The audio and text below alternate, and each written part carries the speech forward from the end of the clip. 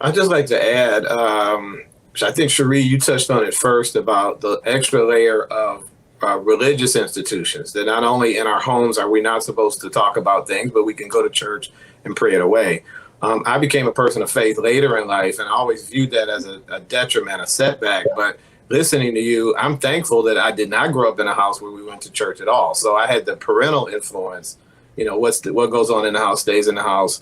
There was domestic violence in the house on a regular basis, and we were told you can't talk to a teacher, you can't talk to a counselor because they'll take you away from me. This is what my mother told us. So we learned at a very early age we didn't want to be separated from mom. So no matter how much I wanted to talk to someone at school, I could not do that. But I think if I would have had that extra layer of you got to pray it away, let God take care of it, and then sometimes that doesn't always happen on the timeline that we want it to. I don't know how long it might have taken me to kind of reach out for resources.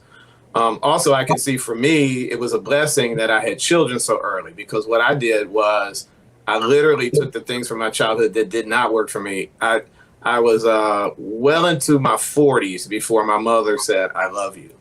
So having not heard that as a child, when I had my first one when I was 21, it was, "I love you, I love you, I love you," all day and all night. And she'll tell you today, boy, Dad knows how to hug and he knows how to tell me what he feels for me. I just literally took what wasn't working and did a 180 and said, let me give this kid what I did not get. But I can't overstate. I'm so glad now that I didn't have that extra layer of religiosity in there, because it might have really taken me a long time to find my way back. Can I just jump into that? I think for myself growing up, we grew up as Jehovah's Witnesses when it was convenient. And I'll say it, when we didn't celebrate birthdays and we didn't celebrate Christmas, but everything else we did. We didn't go to the Kingdom Hall, but that was our form of religion. And so it kind of, obviously posed a bad taste in my mouth specific to religion. And I always was one who was inquisitive, wanting to find something out, getting into stuff. And so I would always ask the questions like, well, why not this and why not that? Yeah. And how come? And it was at that time, just do what I say, and that's it. Kids are there to be heard, or no. Well, how did it go? You listen, you do as I say, and that's it. Right. That's it. Seen and not heard. Seen and not heard. Yeah, and then the other thing that I want to say to that is I think that the stigma, going back to that, with particularly single Black women raising boys, there is this mantle of trying to be hard and trying to be able to raise this young man. I think there is this insurmountable amount of pressure put on a single Black woman, that if she does the best that she can, that's great. But I think that there's also a disservice that comes with that, because there are other men who can pose as mentors. I had preachers that I looked up to, didn't talk to them, but I looked up to them. And then there were other men from the church, I would say much later in life, that I came into, was called the Brotherhood, that took me under their wing. And again, I had more questions about religion. And my perspective on that was very pessimistic. The brothers would say, "Oh, we love you, brother." And my position was, "Man, y'all don't love me. Y'all don't even know me." So, but through the demonstration of that brotherhood, it opened up the doors. And then it allowed me to grow up and to see godly men exemplify the example of what a man was supposed to be like. And so grabbing pieces from each one helped me to become who I am today. Obviously not far from perfect, but being able to see, just like yourself, Mykel, that when I did have my son, every single day, 5-10 times a day, "I love you, son, I love you. Do you know I love you?" Hugging and even kissing my son and showing that affection where that wasn't what was provided back then when I was growing up. Yeah, we appreciate that, Dr. Houston. Thank you for that. It sounds like there was some movement toward, positivity with respect to, family relations and just our overall wellness. And Sheree, with your daughters, speaking up and speaking out, and mine are certainly vocal. See a lot of youth today who are advocates.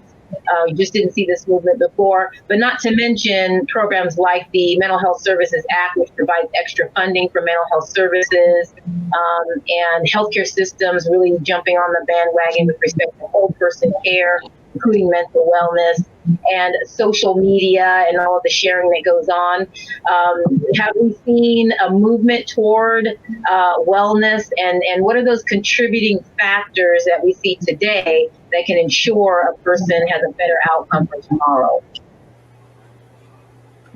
I think that's actually key what you mentioned. One of the things that we've learned by studying mental health and psychology and psychiatry is that adverse childhood events can predict symptoms or issues you may have in the future, socioeconomically, even to your biological health. So we know that there is an impact. So I think part of the shift has been, as medical professionals, we understand that there is an impact. And so we have to do something. It's kind of like my big mama would always say, when you know better, do better, right? We know better. The data has been collected. We know that there's an impact.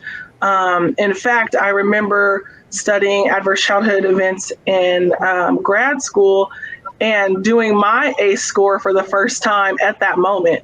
And it was sobering to realize, like, wow, I could have really been statistically, I'm an anomaly considering what I grew up around a lot of old folks and church folks, or they say, thank God I don't look like what I've been through, right?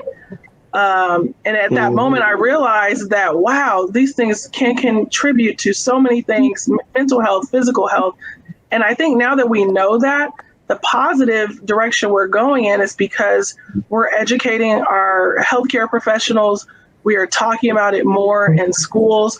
We are talking about it more in families. In fact, I tell my daughters every day that I'm so happy and so blessed to have them, and they're going to change the world because they just see things differently. I learn from them. My youngest is 13, and she comes home with emotional intelligence homework where we talk about a situation and how it made her feel. And if she had experienced something like that, and for me to share a same experience and for us to discuss coping mechanisms. And this is in the curriculum. This is her homework. Having that equipment, having those soft skills, having that emotional intelligence throughout your life. I tell little kids all the time, they'll sit and tell, even some of my patients will just have such clarity and self-awareness and really own what they're going through and be willing to share better than most adults I sit around with. And so I'm hopeful that as the culture shifts and as much as we teach our children, we learn from them as well, that we can take a page out of their book. In fact, I was speaking to a young person and we were talking about gender identity and sexuality. And this young man said to me, yeah, coming out of the closet is like not a thing. Like, I don't owe to you that I have to share that information with you. Like, I'm just a human being that deserves to be loved and treated as such, and you having that information just gives you an opportunity to stigmatize me. But without it, I'm still the same person you were talking to. And I was like, well, how profound from this young man, but moving in a direction that says, I'm not going to give you the label to stigmatize me. I am the same good human being that you've been talking to and working with and dealing with today. And kind of taking that power back, which is really dynamic and different. And like I said, a different level of self-awareness.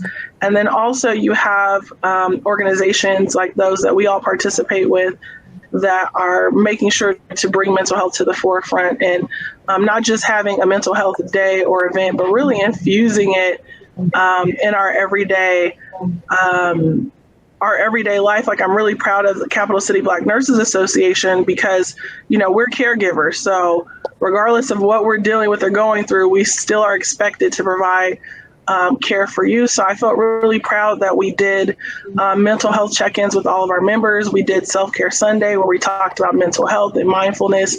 We gave resources. We partnered with community groups to provide even monetary relief for bills or rent.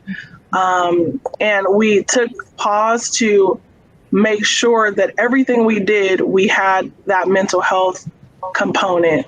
So I think it's important that we practice it all the time, and that's how we're going to move forward.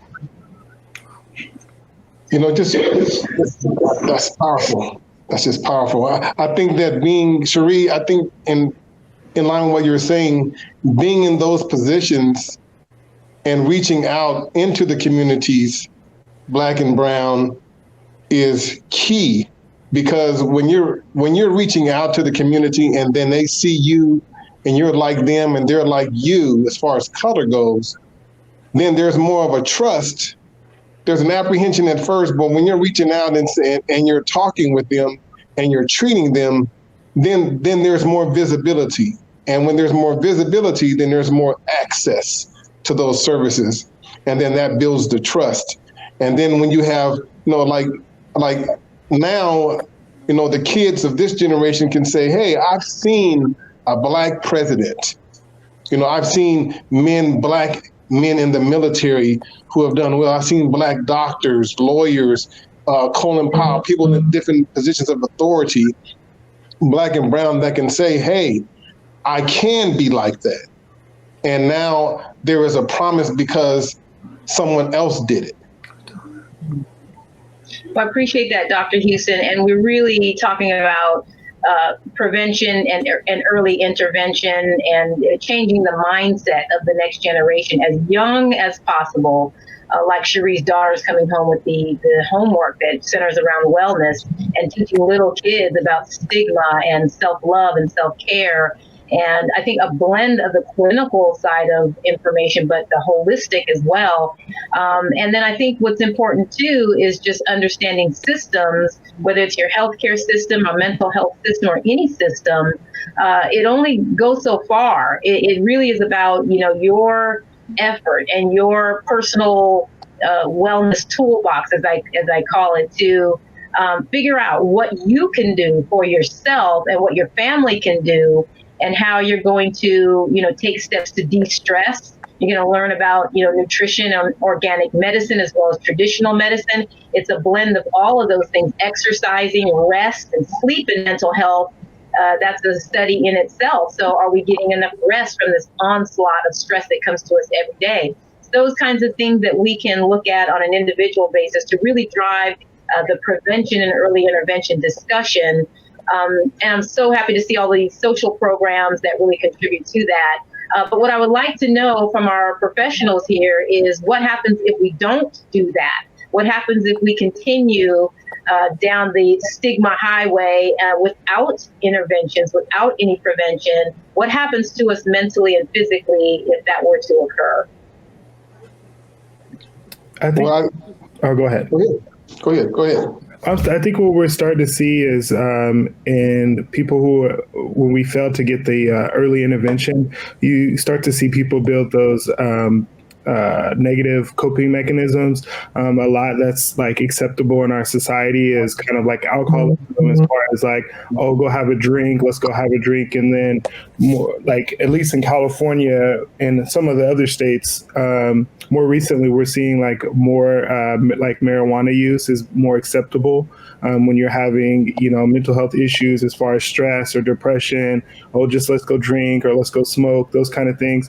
But I feel like there's a lot that could be accomplished outside of medications, where a lot of people feel like that is very negative. I mean, a lot could be said to just go talk to a professional and let that be intervention. I know a lot of celebrities. I think it's Charlemagne from the morning show in New York. He speaks a lot about seeing counselors like weekly, and just having appointments just to speak to someone, not even when you're going through crisis. And we just need to turn that and normalize that, where it's okay to go seek help, or it's okay to speak to someone on a normal basis without actually being in crisis.